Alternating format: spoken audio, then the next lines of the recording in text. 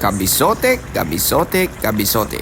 Nakahingi ako ng kamyas doon sa puno ng kapitbahay.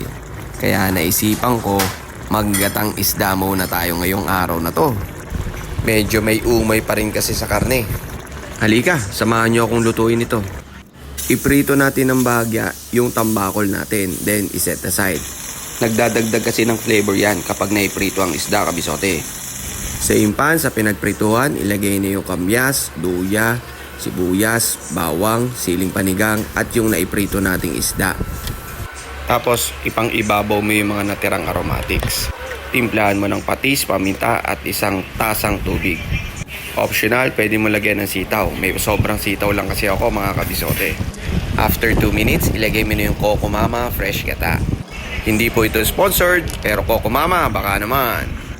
Tsaka mo ngayon lagyan ng malunggay. Ayan, yung pantatoppings natin, malunggay, mga kabisote. Simmer mo lang for 3 minutes, low fire lang, kabisote, para ma-reduce at lumapot-lapot yung gata natin. Maghanda ka na ng sausawang patis at sili, kabisote. Tsak, mapapalabang ka na naman ng kain neto. Gata pa lang, ulam na. Napakasimple at napakadali, kabisote. Oh, ano pang hinihintay mo, kabisote? Tara, kakain na!